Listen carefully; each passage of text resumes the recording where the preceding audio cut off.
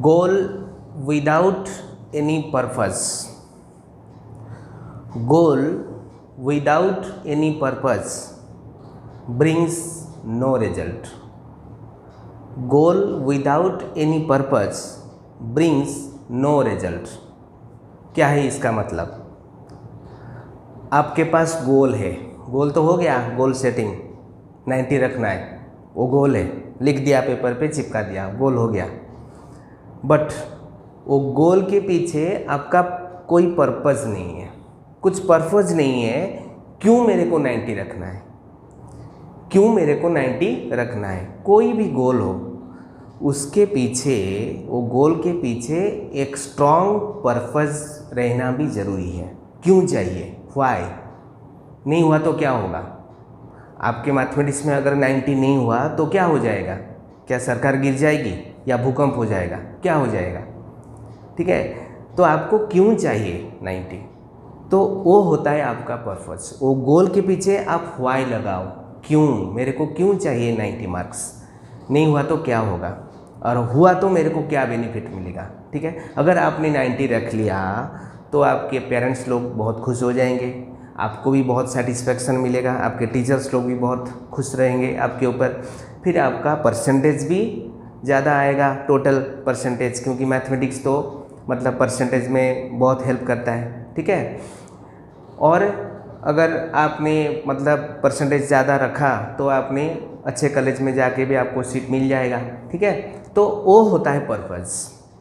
For example, अगर एक आदमी को एक गाड़ी चाहिए, वो उसका गोल है, वो उसका गोल है कि मेरे को एक गाड़ी चाहिए। वो आदमी ने बोला कि मेरे को एक गाड़ी चाहिए, बस गोल हो गया। तो क्या वो सोच लेने से गाड़ी हो जाएगा? नो। तो उसके पीछे पर्पस होना चाहिए, क्यों गाड़ी चाहिए, गाड़ी उसको क्यों चाहिए। तो अगर वो अपना पर्पस क्लियर किया कि हाँ मेरे को अगर एक गाड़ी मिल जाता है तो जो पैदल चल के मैं ऑफिस जाता हूँ या हर दिन धक्का खा के ट्रेन में और बस में जाता हूँ, उससे थोड़ा राहत मिलेगा, मेरा खुद का गाड़ी हो जाएगा, मैं गाड़ी लेके ऑफिस जाऊँगा, थोड़ा कंफर्ट जोन में चलाऊँगा। तो वो होता है उसका पर्पस। अगर उसका पर्पस क्लियर हो गया, अगर गोल के पीछे आपका पर्पस क्लियर हो गया तो क्या होगा? काम करने का जो इंटरेस्ट है वो बढ़ जाता है, आदमी भागने लगता है फिर काम करने के लिए। ठीक है, भागने लगता है, नहीं मेरे को वो चाहिए क्योंकि मेरा पर्पस क्लियर है। तो अक्सर क्या होता है, गोल तो हो जाता है, बहुत सारे इंसान में मतलब उनका ड्रीम्स होता है, ड्रीम्स तो बहुत होता है, लेकिन ड्रीम को फिर गोल में कन्वर्ट करना ज़रूरी होता है, फिर गोल के पीछे पर्पज़ लगाना ज़रूरी होता है। अक्सर क्या होता है, ये सब चीज़ें होता नहीं है, गोल होता नहीं है, और अगर गोल हुआ तो पर्पज़ नहीं है, पर्पज़ नहीं है तो मिलेगा नहीं, कुछ अचीवमेंट्स नहीं आएगा। ठीक है, तो पर्पज़ क्लियर करना ज़रूरी है। तो आज आप अपना पर्पज़ क्लियर करो, क्यों आपको मैथमेटिक्स में ज़्यादा मार्क्स चाहिए, क्यों आपको 90 रखना है, रखने से आपको क्या फ़ायदा मिलेगा, वो होता है आपका पर्पज़। अगर पर्पज़ आपका क्लियर हो गया तो आप ज़रूर अचीव कर पाओगे, क्योंकि आपका काम करने का जो तरीका है, जो अंदाज है, वो बदल जाएगा, आपका जो मेहनत है वो ज़्यादा हो जाएगा, रेट ऑफ वर्क वो बढ़ जाएगा। ठीक है, तो गोल के पीछे पर्पस होना ज़रूरी है। ओके, तो ये था आज का मैसेज, और यही मैसेज के साथ हम शुरू करते हैं आज का टॉपिक। क्लियर?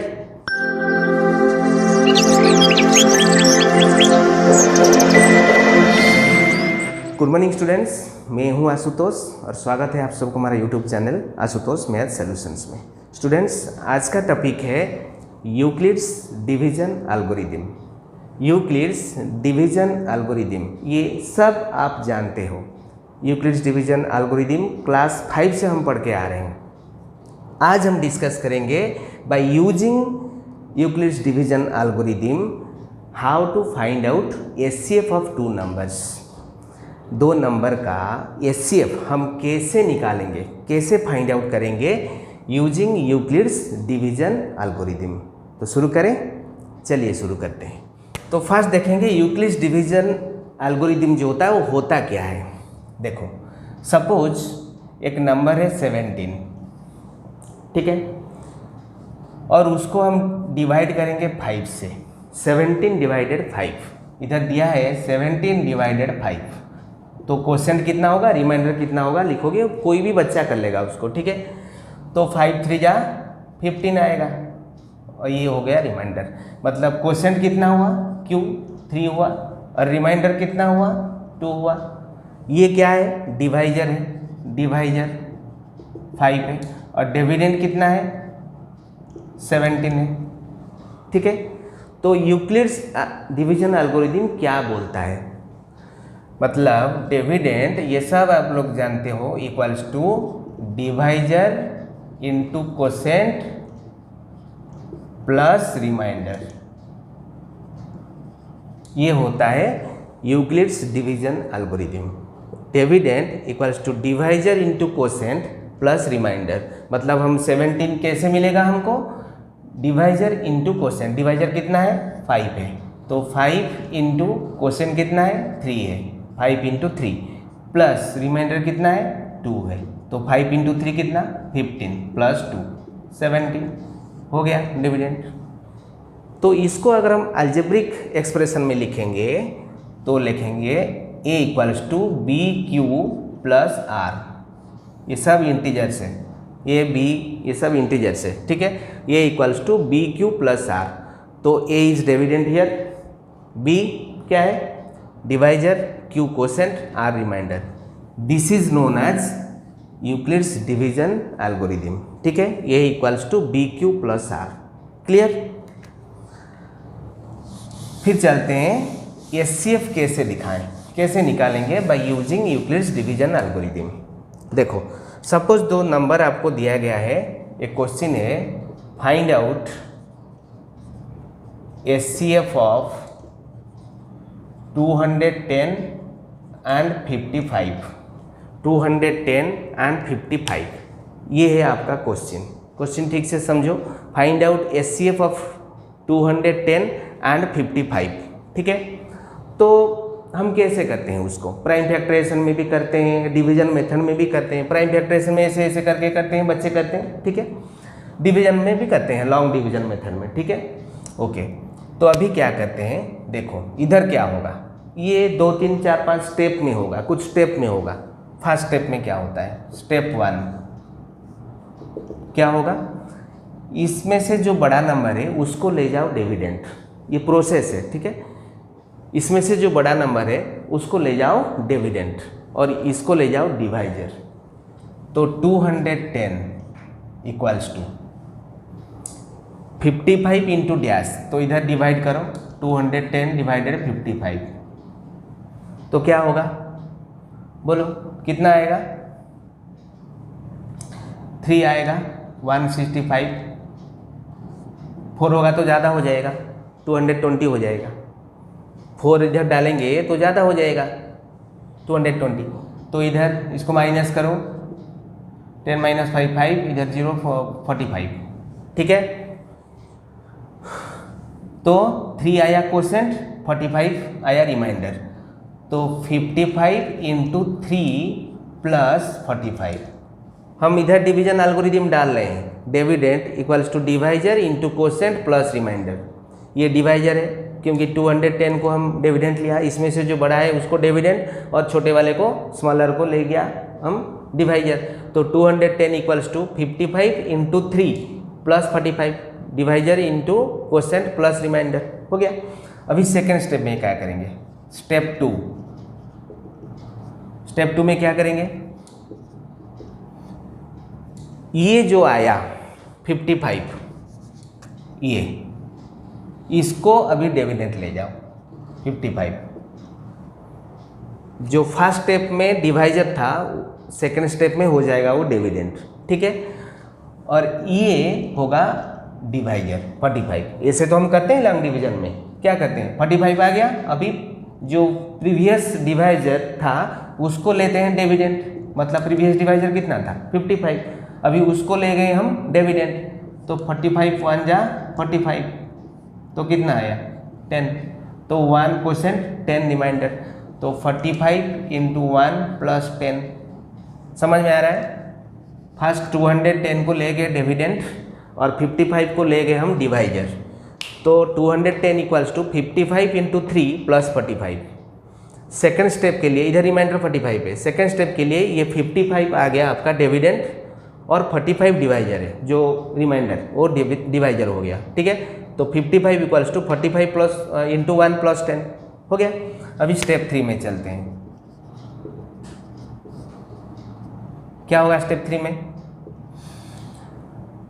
ये जो 45 है ये आ जाएगा फिर डिविडेंड 45। नेक्स्ट स्टेप के लिए डिवाइजर था, डिविडेंड हो गया। 10 आ जाएगा डिवाइजर, तो 45 इक्वल्स टू देखो इधर 10, अभी 45 आ गया डिविडेंड क्योंकि प्रीवियस डिवाइजर डिविडेंड हो जाएगा। 10 1 जा 40, सॉरी 10 4 जा 40, तो आ गया 5। 10 4 जा 40, 5 मिल गया। तो 10 इंटू 4 प्लस 5, 10 इंटू 4 प्लस 5 हो गया। फर्स्ट देखो 210 55 इंटू 365, ये आ गया 45 रिमाइंडर, फिर ये जो प्रीवियस डिवाइजर था वो हो गया डिविडेंड 55, तो 45 इंटू 1 हो गया 45 10, फिर जो प्रीवियस डिवाइजर था वो हो गया डिविडेंड 10 4 जा 40 आ गया 5, तो 10 इंटू 4 प्लस 45, इसका मतलब है 45 इक्वल्स टू 10 इंटू 4 प्लस 5। फिर स्टेप 4 क्या होगा? ये जो मिला हमको, ठीक है, डिवाइजर था, ये इसको ले जाओ अभी डिविडेंड 10, और जो रिमाइंडर बचा इसको डिवाइजर, तो 10 इक्वल्स टू 5 इंटू 2 प्लस 0। देखो इधर अभी उसको इधर 5 बचा था, तो अभी 10 ले आओ, ये प्रीवियस डिवाइजर है उसको रिमाइंडर में ले डिविडेंड में ले आओ, 5 2 जा 10 हो गया। तो 10 इक्वल्स टू 5 इंटू 2 प्लस 0। अभी देखो रिमाइंडर कितना हुआ? 0। जहाँ रिमाइंडर 0 हो गया वही स्टॉप, मतलब we can not move further, we can not divide further, हम और आगे नहीं जा सकते क्योंकि रिमाइंडर 0 हो गया। फिर क्या करेंगे? ठीक है, तो 0 जब हो गया, जिससे हम डिवाइड कर रहे थे 10 को, किससे? 5 से। ठीक है, तो 5 हो जाता है SCF, hence SCF of 210 and 55 equals to 5। ये होता है आंसर। आया समझ में? ऐसे करते हैं।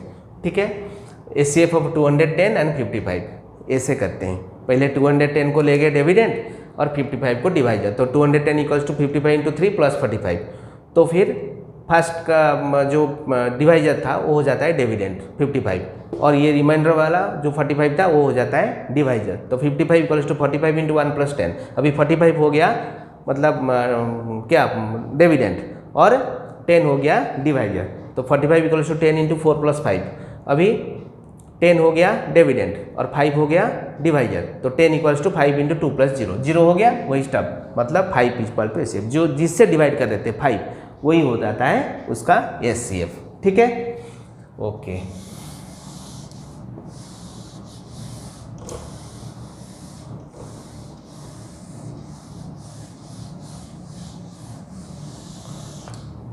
अभी और एक क्वेश्चन में चलते हैं। क्वेश्चन क्या है? Number 2, SCF of 455 and 42, 455 and 42 ऐसे ही करते हैं। ठीक है, जो बड़ा नंबर है उसको ले जाओ डिविडेंड, इधर करते हैं 455 डिवाइडेड 42, तो 455 ये स्टेप 1 है, इक्वल्स टू 42 इंटू कितना, तो फिर सेकेंड स्टेप में ये हो जाएगा डिविडेंड 42, और ये होता है मतलब डिवाइजर, ये डिविडेंड है और ये डिवाइजर है। 42 इक्वल्स टू 35 इंटू 1 प्लस 7, देखो 455, 42 इंटू 10 420, बचा कितना? 35, अभी 35 हो जाएगा कितना? डिवाइजर, और 42 हो जाता है डिविडेंड, 35 1 जा 35, फिर 7 आया। ठीक है, फिर ये हो जाता है डिविडेंड 35 इक्वल्स टू ये हो जाता है डिवाइजर 7 इंटू 5 प्लस 0, अभी 35, 7 5 या 35 हो गया, 0 हो गया रिमाइंडर, जहाँ रिमाइंडर 0 हो गया वहीं स्टॉप बंद हो जाता है। तो अभी SCF कितना हुआ? HCF इक्वल्स टू 7, ये वाला जिससे डिवाइड कर रहे थे वही HCF है। ठीक है, तो ऐसे ही मतलब डिवीजन एल्गोरिदम को, इसको यूक्लिड्स डिवीजन लेमा भी बोलते हैं। डिवीजन एल्गोरिदम ऐसे यूज करके हम HCF भी निकाल सकते हैं। अगर 3 नंबर दिया होगा तो, ये तो 2 नंबर वाला है, अगर 3 नंबर दिया होगा तो कैसे होगा।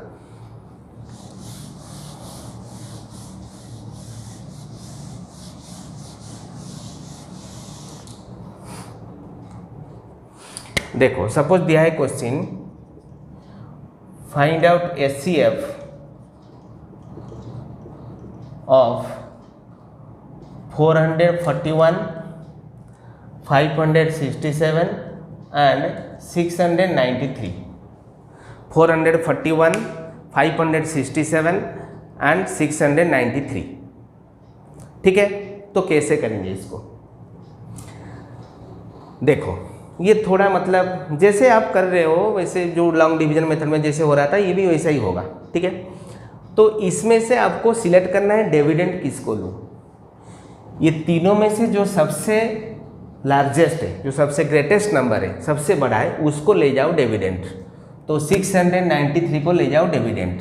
693 और डिवाइजर किसको लोगे, उससे थोड़ा जो छोटा है, उससे थोड़ा छोटा, पूरा नहीं, पूरा स्मॉलेस्ट नहीं है, थोड़ा छोटा 567, इसको ले जाओ डिवाइजर।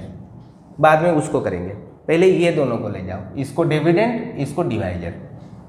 ठीक है, तो 693 कितना होगा, डिवाइड करो। 561 1 आएगा, फिर 13 - 7 6, इधर 8 - 2 6 2, और ये आ गया 126, मतलब 567 × 1 + 126 आ गया। ठीक है, देन ये हो जाएगा क्या, डिविडेंड 567 थोड़ा इधर कर लेता हूँ, 126 आया, फिर ये हो जाएगा डिविडेंड। तो कितना आएगा, 4 डालो,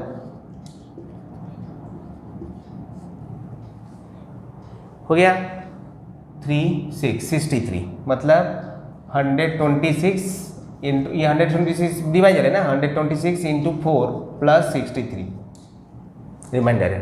ठीक है, फिर नेक्स्ट ये हो जाएगा डिविडेंड, ये हो जाएगा डिवाइजर। 126 इक्वल्स टू 63 डिवाइजर है, 63 और ये 126 डिवाइजर, 63 2 जा 126, तो 63 × 2 + 0 हो गया, 0 आ गया। तो ये हो जाता है HCF, इससे डिवाइड कर रहे थे, तो HCF ऑफ 567 एंड 693 कितना हुआ, 63।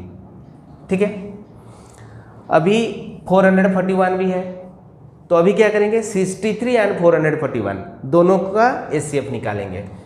नाउ HCF ऑफ 441 एंड 63 समझ में आ रहा है। पहले ये दोनों का HCF निकाले हमने, कितना आया HCF 63। अभी 63 एंड 441 का HCF निकालेंगे। 441 इक्वल्स टू 441 डिवाइडेड 63, डायरेक्ट 7 हो जाएगा,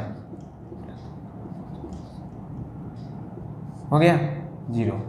तो 63 × 7 + 0, ये डिवाइजर है, ये डिविडेंड है। ठीक है, तो 63 × 7 हो जाता है 441 और 0 भी आ गया। ठीक है, तो ये होता है HCF। अभी 441 एंड HCF ऑफ 441 एंड 63 कितना हुआ, 63।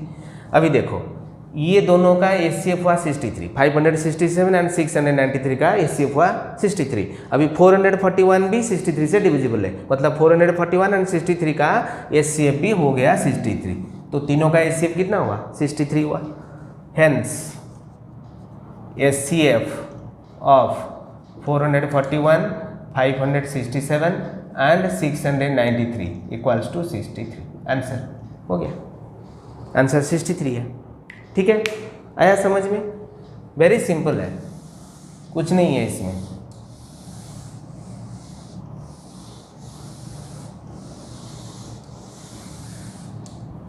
हो गया। अभी देखते हैं एलसीएम कैसे निकालेंगे। सपोज वही वो बोला होगा find out LCM of 455 and 42, 455 and 42 using Euclid's division algorithm. तो कैसे करेंगे फिर? तो 455 एंड 42 का एचसीएफ कितना हुआ था? अच्छा, आप लोग को मालूम है एचसीएफ एलसीएम और जो दो नंबर के बीच में क्या रिलेशनशिप है? शायद आपने 5-6 में पढ़ा होगा, पढ़ा तो है लेकिन याद है कि नहीं मैं बोल देता हूँ। देखो सपोज दो नंबर दिया है 36 और एक है 6, नहीं तो 12 एंड 18 ले जाओ। 12 एंड 18 दो नंबर है, ठीक है, दो नंबर है 12 एंड 18। इन दोनों का एचसीएफ कितना होगा? एचसीएफ कितना होगा 12 एंड 18 का? 2 6 जा, 2 9 जा, फिर 2 3 जा, हो जाएगा ये 3 से काटो, 3 2 जा और 3 3 जा, ठीक है। अभी एचसीएफ कितना हुआ? एचसीएफ निकाल रहे हैं ना, 2 6 जा, 2 9 जा, फिर 3 से काटो, 3 2 जा, 3 3 जा, तो एचसीएफ कितना हुआ? एचसीएफ 6 हुआ, 2 × 3। एलसीएम कितना होगा? 3 2 2 3 सब जाएगा, 3 2 जा 6, 2 जा 12, 3 जा 36, ठीक है। तो अभी एचसीएफ हुआ 6, एलसीएम हुआ 36। अभी एचसीएम और एलसीएम को मल्टीप्लाई कर दो। एचसीएफ इंटू एलसीएम कितना होगा? 6 × 36 216, 216। अभी दो नंबर जो है उनको मल्टीप्लाई कर दो, product of two numbers, product of numbers 12 × 18 with 216 होगा। देखो 12 एंड 18 हो गया 216, ठीक है। इसका मतलब है क्या आपको मिला? दो नंबर का एचसीएफ एंड एलसीएम को मल्टीप्लाई करने से जितना मिलता है, मतलब product of HCF and LCM equals to product of two numbers, product of HCF and LCM equals to product of the numbers. ये फॉर्मूला को अप्लाई करना है जब आप एलसीएम निकाल रहे हो, ठीक है। तो क्या क्वेश्चन था? 455 एंड 42 का, और 455 एंड 42 का जो एचसीएफ था, एचसीएफ ऑफ 455 एंड 42 कितना आया था हमारा? 7 आया था। फिर से निकाल दो, 455 और 42 का 7 ही आया था। 455 एंड 42 का जो, ठीक है, फिर से निकाल लेते हैं। तो ये हो जाए 42 × 10 + 35, फिर 42 इक्वल्स टू 35 × 1 + 7, फिर 35 इक्वल्स टू 7 × 5 + 0, तो 7 ही आया था एचसीएफ 7 है। 42 × 10 420 + 35 455, देन 42 को डिविडेंड, 42 इक्वल्स टू 35 × 1 + 7 हो गया, फिर 35 को डिविडेंड, 35 इक्वल टू 7 × 5 + 0 मतलब 0 हो गया, तो 7 हुआ था एचसीएफ। अभी एचसीएफ 7 है। अभी नंबर दो को मल्टीप्लाई करो, कोई ऐसे भी डायरेक्ट तुम ले सकते हो। LCM equals to product of the numbers, product of two numbers by HCF. ऐसे तो हुआ था। फॉर्मूला क्या है? HCF into LCM equals to first number into second number, ठीक है। ये हुआ था HCF into LCM equals to first number, इस नंबर ही लिख दो, सेकेंड नंबर। तो अभी एलसीएम कैसे निकलेगा? ये आके डिवाइड हो जाएगा। LCM equals to first number into second number divided HCF, वही तो लिखा है, ठीक है। तो LCM equals to product of two numbers by their HCF. तो प्रोडक्ट ऑफ टू नंबर्स कितना? 455 × 42, 455 × 42 बाई एचसीएफ कितना हुआ? 7। अभी दोनों को काट दो, ये 7 6 जा 42, तो इसको मल्टीप्लाई करो कितना हुआ 2730, 6 5 जा 30 0 3 6 5 जा 30 प्लस 3 33 3 3 6 4 जा 24 प्लस 3 27, तो 2730 आ जाता है आपका एलसीएम। ये क्वेश्चन भी आ सकता है, मतलब 2 नंबर दिया होगा, पूछा होगा उसका एचसीएफ और एलसीएम निकालो by using division algorithm, Euclid's division algorithm. 455 और 42 का एचसीएफ निकालो, फिर उसका एलसीएम भी निकालो, ठीक है। तो ऐसे किया जाता है। ओके, नेक्स्ट में चलते हैं। देखो एक लॉ है, क्या है, fundamental theorem of arithmetic. Fundamental theorem of arithmetic क्या है वो, ये बहुत ही इंपॉर्टेंट है। फंडामेंटल थ्योरम ऑफ एरिथमेटिक, ये प्रिंसिपल है एरिथमेटिक का, बहुत बड़ा प्रिंसिपल है। क्या प्रिंसिपल है, लॉ क्या बोलता है, वो थ्योरम क्या बोलता है, every composite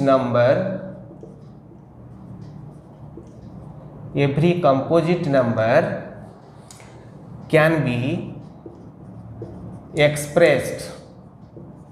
expressed means factorized।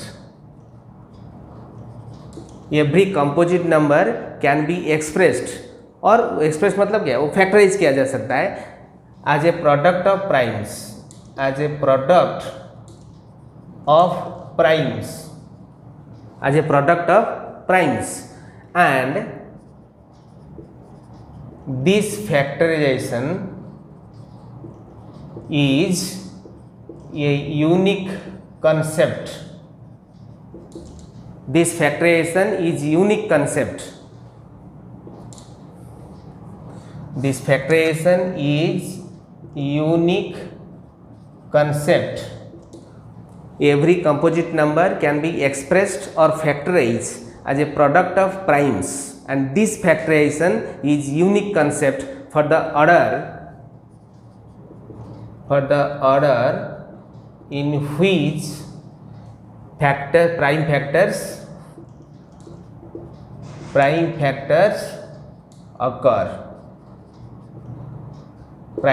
occur।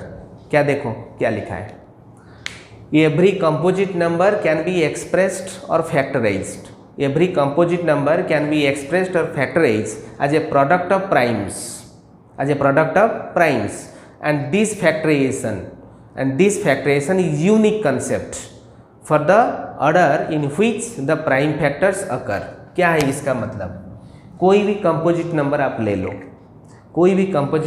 लो, वो प्राइम नंबर्स में भी एक्सप्रेस किया जा सकता है, मतलब उसका जो फैक्टर है वो प्राइम नंबर्स में उनको फैक्टराइज किया जा सकता है। सपोज एक नंबर है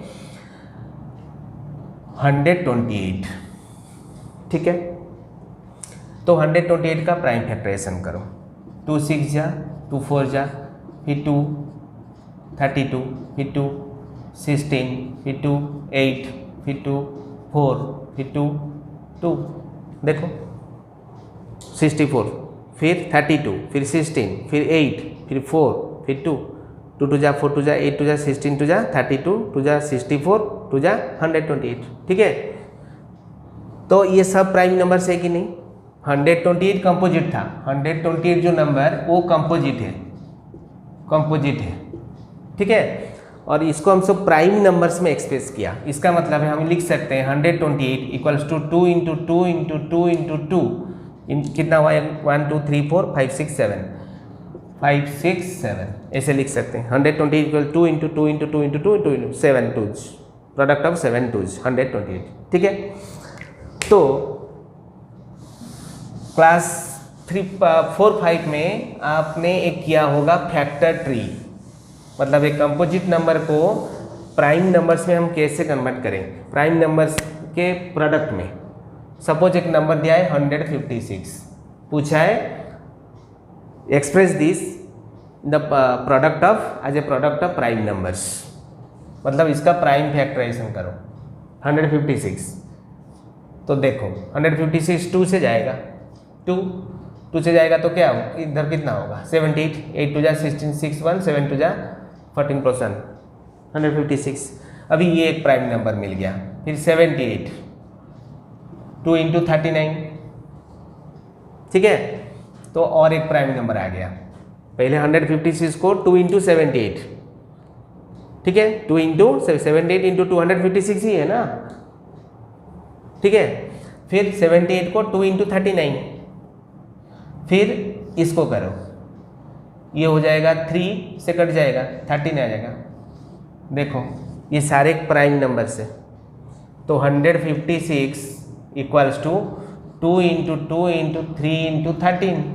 ये एक कंपोजिट नंबर था, लेकिन इसको हमने प्राइम नंबर्स के प्रोडक्ट में एक्सप्रेस कर दिया।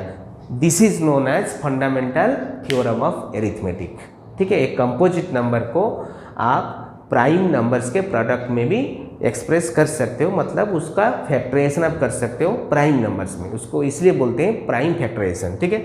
और this is known as fundamental theorem of arithmetic. Okay, अब आज का सवाल,